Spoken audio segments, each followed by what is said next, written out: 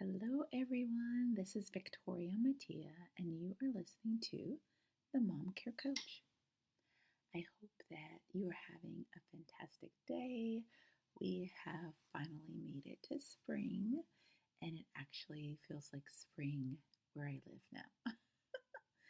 What a blessing.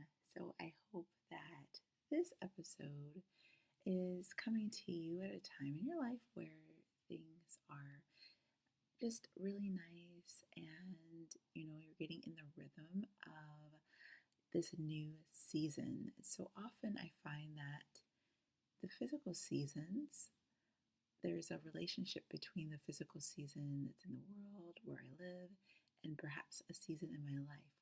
And with spring, there's often like newness and change and just excitement all around because it's going from where when it's been really, really cold outside till now it's slowly getting warmer, and that's really awesome. And I've even noticed that in my life, there's been some changes and good changes, even some unexpected changes. So it's really interesting. So I'd love to hear from you guys as well.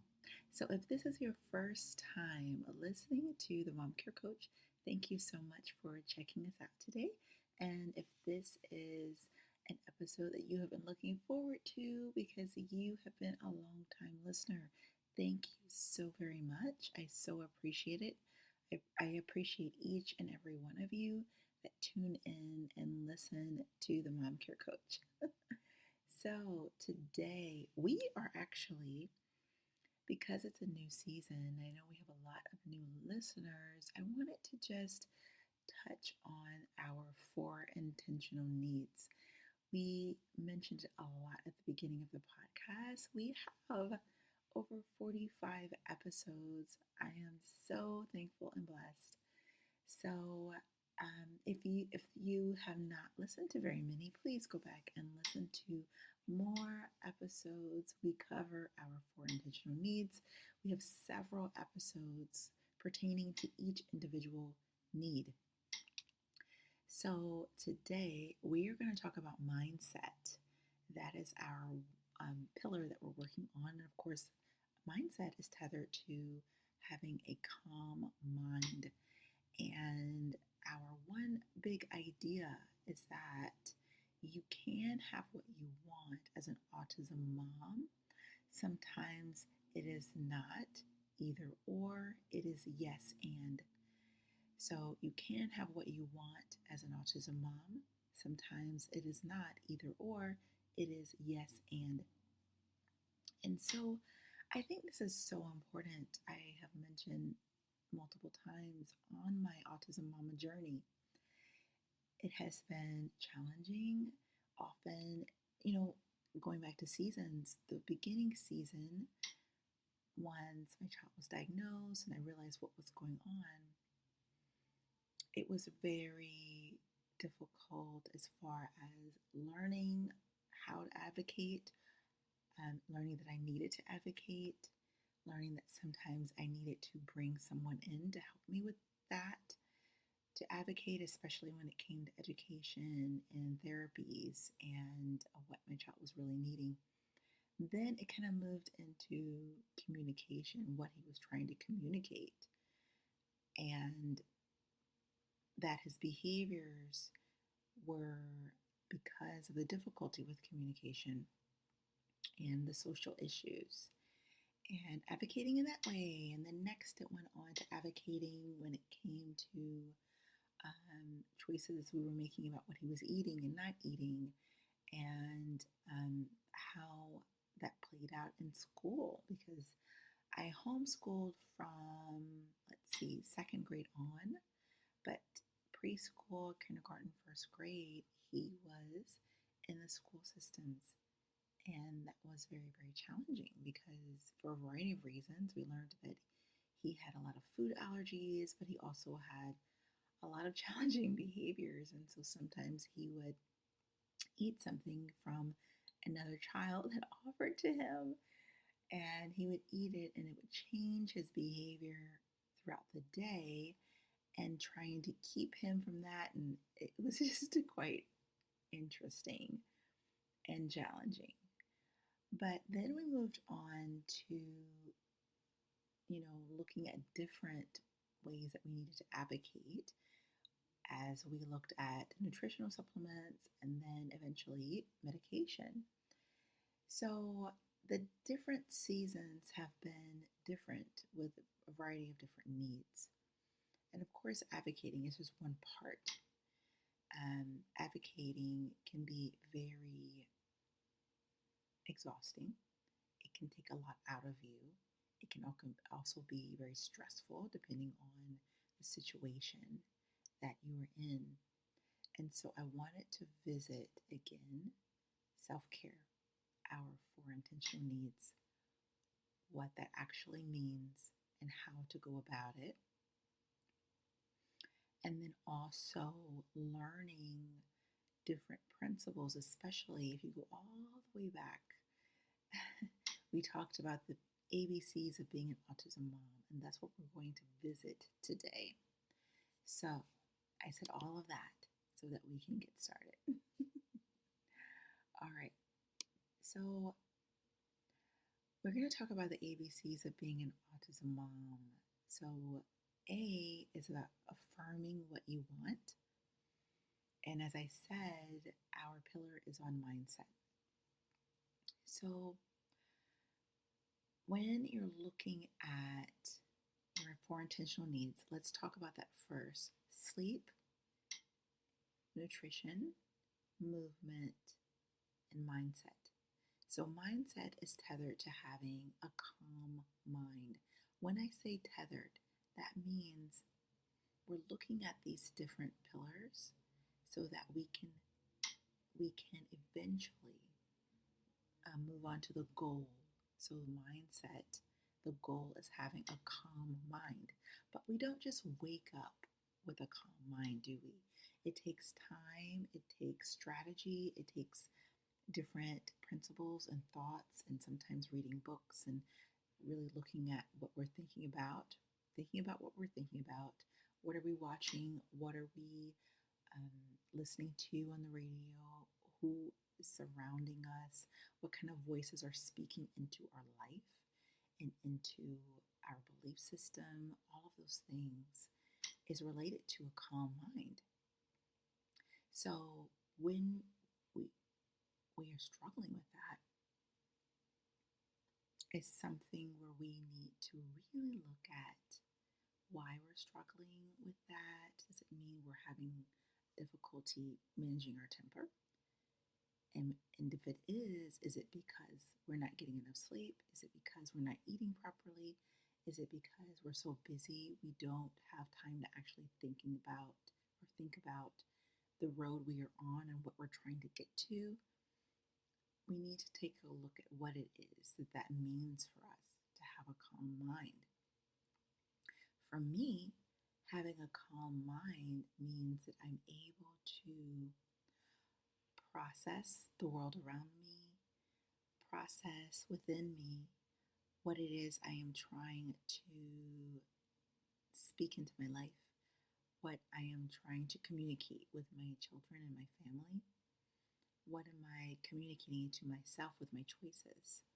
Am I living congruently with what it is I want and what it is I have and the choices that I'm making? All of that is related to having a calm mind. And it starts with our mindset, thinking about what we're thinking about. Okay. The next thing, sleep. Sleep, oh my goodness, for so many of us is a trigger word because we may know what we want, but it can be challenging to get it, especially if you're having a child that's struggling with getting good quality sleep on a consistent basis. Because what that does is that it affects us. It's if our child is having a difficult time getting that good quality sleep on a consistent basis, it makes it difficult for us to have good quality sleep on a consistent basis. Even when they start consistently sleeping well, because our bodies have gotten used to what it's been able to get. So we actually have to change some things in our process of creating appropriate sleep hygiene in order for us to have good quality sleep, it may not be about just getting to bed on time. It may be about, okay, we are turning off all devices an hour, 2 hours, 3 hours before we need to be in bed. It may be about protecting our heart and our mind so we're not watching certain things or listening to certain things on the news or whatever around the time that we're trying to be in bed. It may also be about dimming lights, buying dimmers for our home, putting on Himalayan salt lamps, getting a bath every night after we get our child into bed. It may be about using some essential oils, using some supplements and vitamins and herbs that can really support our well-being. So there's a lot that you may need to unpack when it comes to affirming what you want. Okay. Also, so we've talked about mindset, we've talked about sleep. Now let's break down movement. Movement can mean so many different things for different people. It may mean hula hooping, and for one person, another person, it may mean, having some kind of sports in our life. Maybe you like football, basketball, baseball, or ice skating or roller skating. It can mean so many different things. It can also mean doing more mindful exercises like Pilates.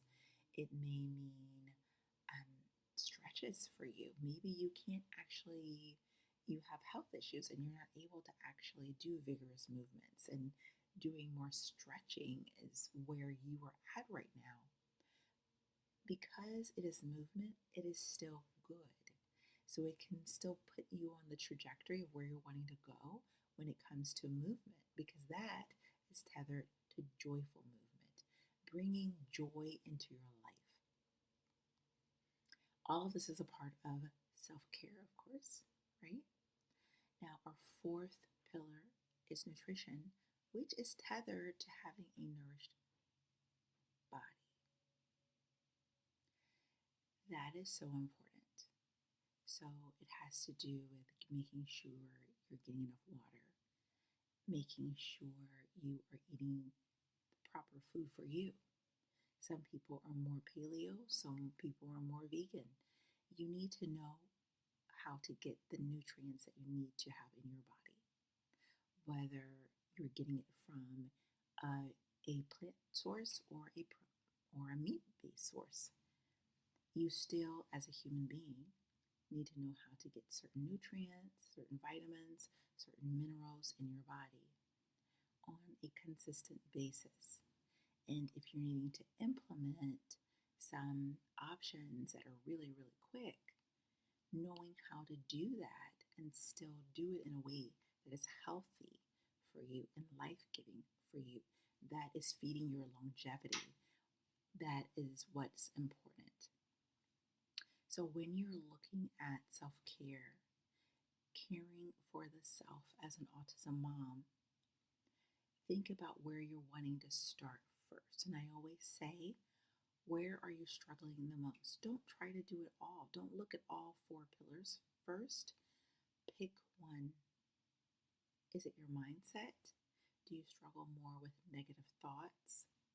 Are you surrounded by people that tend to put you down or are very negative? Or you find yourself always in fight or flight because maybe you struggle with advocating. Maybe you're constantly advocating for your child, but you don't advocate for yourself. And so maybe you put yourself in certain situations that you wish you hadn't. Do you struggle with boundaries? Then maybe mindset may be the first place for you to start. On the other hand, maybe you are constantly eating fast food, having difficulty thinking ahead of what you're going to have for dinner the next day because perhaps you're low resourced. You don't have a lot of help, and so you are having to do everything all the time. And you find yourself always in a hurry, but it's difficult for you to think ahead about what you're going to eat. You know what you're going to feed your family, and maybe that is a lot of fast food because that's the only thing they'll eat. But what are you going to feed yourself? Maybe that's something you're wanting to put small changes in. The nutrition may be the first pillar you're wanting to start with. On the other hand, maybe you're struggling a lot with energy. Maybe you're always exhausted, always having a lot of brain fog, and you know that you don't have a lot of movement in your life. You want to, but perhaps you start and stop and start and stop. Not because you're not interested, it has to do more with your allotted time, your focus, all the different plates you may be juggling. And because of that, you don't have a firm commitment to the type of movement consistently in your life. Maybe you want to start with 10-minute segments, 10-minute Pilates segments, 10-minute segments of playing basketball or ice skating or whatever it is that you absolutely love that you can do on a consistent basis that is available to you. There's a lot of things that a lot of us like to do, but it may not be available right now in the season that you're living in on a consistent basis. And so maybe movement is something you want to look at, right? There's so many different options. We have movement, we have mindset, we have nutrition, and we have sleep. So we can look at those different areas and decide which one we are wanting to start with. So that would be step one when it comes to implementing self-care with our 4 intentional needs as an autism mom. So once you have chosen one of those pillars, the next thing you're wanting to think about is, okay, now I can start the ABCs of being an autism mom once you have chosen a pillar. So let's say you want to choose sleep. Number one, the A would be affirming what you want. You want to affirm it in your head and in your heart.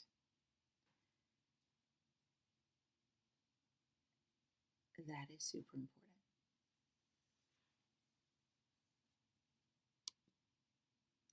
Once you have decided what it is you want, and you have affirmed it in your mind and in your heart space, then you can put a plan in place.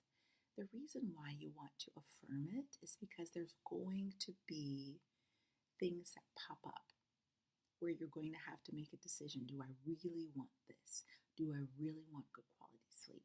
Do I really want to work on my sleep hygiene right now in my life? Am I willing to do what it takes, even if it's uncomfortable, even if it's frustrating, even if it's hard?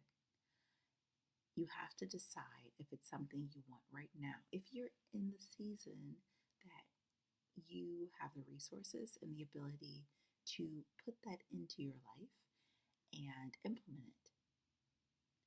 Because there's different seasons in life. That's why I started talking about seasons. We can't do everything in every season. There are certain seasons that we can do more, and there's other seasons where we're having to make some changes. So if you're in a season, to add one of those pillars, and no matter what it is, you're picking the one that you need to focus the most on right now. And then you are affirming it in your mind and in your heart that this is what you really want. And you're creating a strategy and a plan. So as those things come up that are going to challenge what it is you want, you're ready. Okay? Now let's look at B. We want to build a bridge. Build a bridge from where you're at to where you're wanting to be. Meaning, you're going to have to look at different resources. So if we're looking at sleep, And let's say your child is now sleeping. They are sleeping consistently. You have changed their diet, or you are using certain supplements, or they are on certain medications that is helping them sleep. And so now they're sleeping through the night, hypothetically, of course. And if this is your life and they're sleeping through the night, and now you're needing to work on your own sleep hygiene of what it is you need to do so that you can start getting more sleep. And those are those things I've mentioned: having a bath time, using essential oils, looking at different supplements. Of course, not every supplement works for everybody, but there are certain ones that have been highly researched that can be very helpful. One of them may be melatonin, but not every brand works for everybody either. There are certain brands. I've even found that a liquid formula, depending on the brand, can be more helpful than a capsule or a chewable. So you would have to decide which one works for really well for you. Now, if you are not that parent and your child is not sleeping through the night, how can you help your sleep hygiene? Well, as I said before, you're going to work with what you have in the season that you are in. But what we can control is what we do, right? We can't control our children, but we can control ourselves. So that would mean really focusing on your particular schedule. Creating a bedtime for yourself when you know that your child is going to be asleep, or most likely asleep. Looking at your screen time, making a few commitments to yourself. Let's say your bedtime is, 10:30. You'd love it to be 9:30, but it's 10:30 right now. Well, how about turning off the screens at least an hour before? That's going to be helpful. How about making sure you've had your last meal, including snacks, 3 hours before when you plan to be in bed for your bedtime? That makes a difference.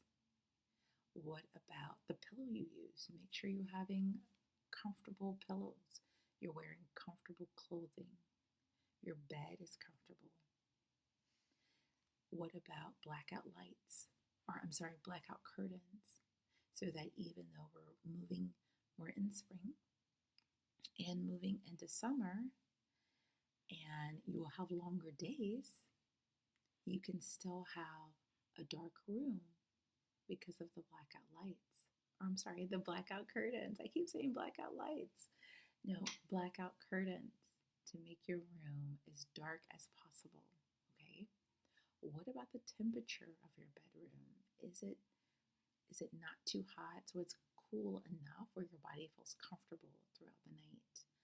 All of that makes such a big difference. What about using a diffuser that doesn't have a light, but using it in your bedroom so that it's going throughout the night, and it's some relaxing oils like lavender or cedarwood or patchouli, or mixing some of those different ones? That can be very helpful too. Chamomile is a very nice, relaxing essential oil. What about placing a diluted form of that essential oil on the bottom of your feet? These are a lot of the things that you can do. You can also, these are different tools, but there's also resources. Resources in the way of hiring a sleep coach if that's something that is really challenging right now for you. Another resource can be doing breath work in the evening. Another resource can be, some different stretches. All of those different things can be helpful. So that's building a bridge, okay? So A is affirming what you want, affirming it in your mind and in your heart space. B is building a bridge and getting the resources and implementing them that you need, whichever resources or tools. Also, if you have a spouse, your spouse can be your ally. they can be, one of the resources to help you out. Explaining to them, hey, I'm really needing to do this or that, and I'm struggling. Maybe it's the area of sleep. Maybe explain to them how they can help. That's another way to find a way of a resource of help. So, this is all helping you on how to implement your four intentional needs, self care into your life as an autism mom. Our last tip, C, is connect. We want to connect to the mindset you need to have to create a plan and to keep it. Whether you believe you can or you can't, you are right. Okay, so that is an old saying, but connection is so important.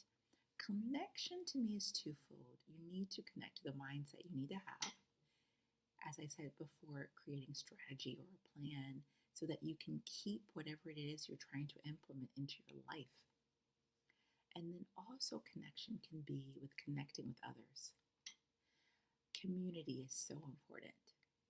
And finding the autism mom community, other autism moms you can relate to, that you can speak to, having an autism parenting coach. That is something I know that TACA provides too. If TACA, TACA, I believe, and they have a Facebook group. They are an amazing resource when it comes to helping autism families and finding resources for families depending on what your needs are. So I hope that these little tips, as we revisit the importance of having our four intentional needs, what it actually means, implementing self-care in our life, and how to do that, is really helpful for you. And I would love to hear from you. Let me know how this particular episode resonated with you. So I hope that you have a great day. And until next time, please do take good care. Bye bye.